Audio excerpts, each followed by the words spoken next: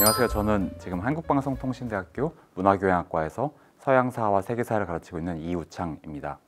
저는 대학 2022년 중반에 서울대학교 영문과에서 18세기 영국의 초기 여성주의와 소설로 박사 논문을 썼고요. 이후에 지금처럼 역사 공부를 계속하고 있습니다.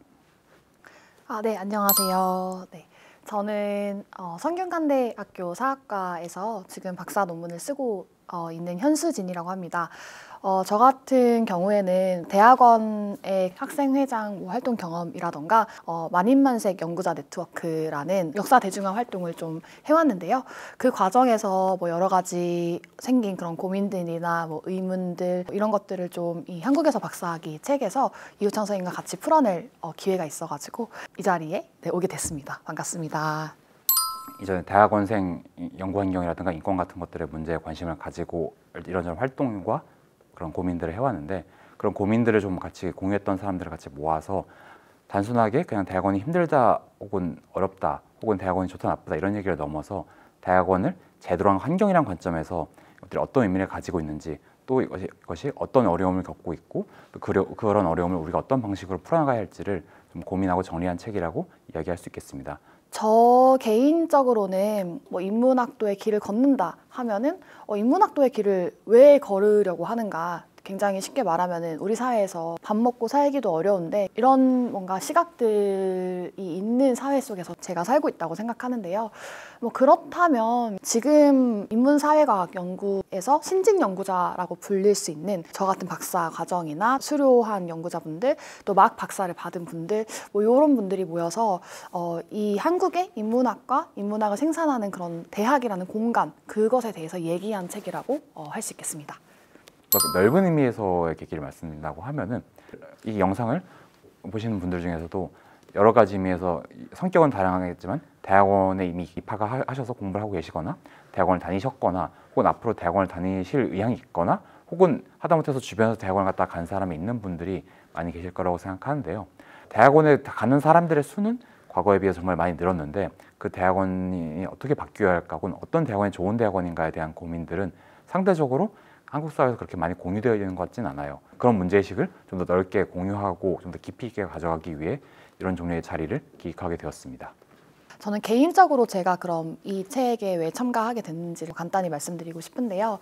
인문학을 전공하는 대학원생으로 살면서 나의 지식이 이제 어디에 쓰일 수 있는지, 또 나의 지식을 쌓아가는 과정은 어떤 것인지, 좀 쉽게 말하자면 먹고 사는 문제도 쉽지 않고, 또 여성 연구자로서 겪는 여러 가지 일들도 있고, 다음에 이런저런 정말 이야기들이 많고, 근데 이런 문제들을 사실 터놓고 이야기를 한 다음에 저희 같은 그런 신진 연구자들이 모여서 조금 얘기를 하면 좀 문제점을 해결할 수 있는 그런 토대가 되지 않을까, 이런 생각을 좀 해가지고 저는 이 책을 만드는데 함께 하게 됐고, 이 책을 내게 된 저의 개인적인 계기라고 말씀드릴 수 있겠습니다.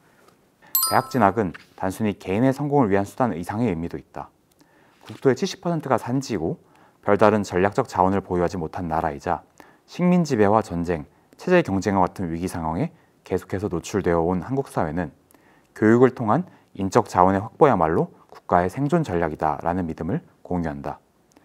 대학을 향한 이토록 거대한 열정의 뒷면에는 기묘하게도 그런 대학에서 과연 어떤 일들이 벌어지고 있는지, 바람직한 대학 교육이란 어떠해야 하는지에 대한 철저한 무관심이 자리한다.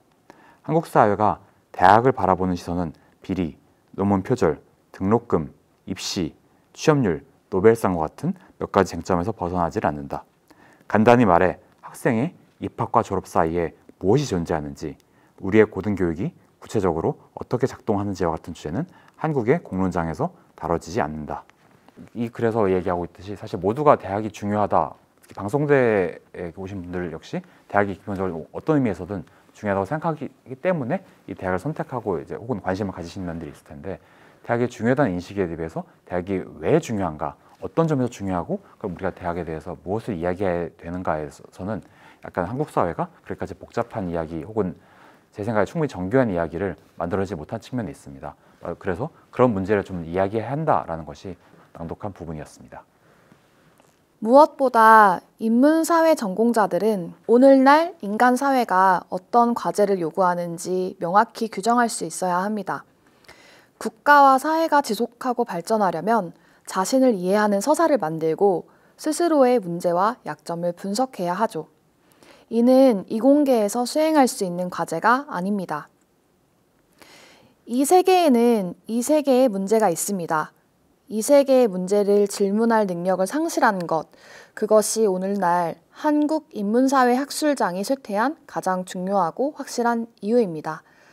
바꿔 말해 그러한 물음을 던지는 능력을 회복하는 데서 학문의 부활 역시 가능해진다고 말할 수 있습니다.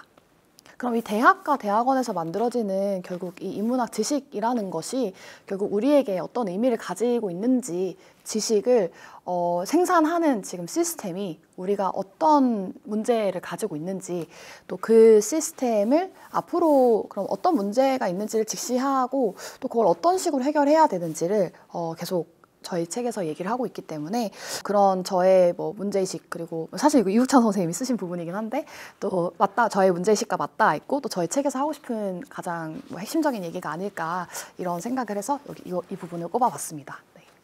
근데 혹시라도 뭐 이 책을 읽어주실 분들이 있으면은 더 좋고 만약에 근데 이제 아직 내가 그렇게 책들을 보기까지는 사실 잘 모르겠다라고 생각하시는 분들 같은 경우도 이런 문제식을 담고 있구나 혹은 지금까지 대학원이라든가 대학을 한국에서 생각했던 것들보다 좀 더 복잡하게 생각할 측면들이 있겠구나. 그리고 그것이 나라는 사람의 이제 삶과 못지않게 또 한국의 국가와 사회가 어떤 식으로 흘러가느냐와 이제 밀접한 연관이 있을 수 있겠다. 그러니까 이런 관점을 갖고 앞으로 대학에 관련된 이야기들을 갖다가 한번 귀 기울여 주신다고 하면은 세상에 많은 것들이 좀 더 달리 보이지 않을까 싶습니다. 저희가 한국에서 박사학에서 다룬 여러 가지 문제들은 굉장히 현재 진행형이거든요. 뭐 R&D 예산 문제도 그렇고 또 현재 우리 삶과 굉장히 밀접한 문제이고 앞으로의 한국 사회의 뭐 먹거리 그리고 한국 사회의 결여된 질문들 뭐 이런 것들을 하는 핵심적인 문제이기 때문에 꼭 대학원 자체에 관심이 없으시더라도 정말 우리 사회에서 연구라는 게 무슨 의미가 가지는가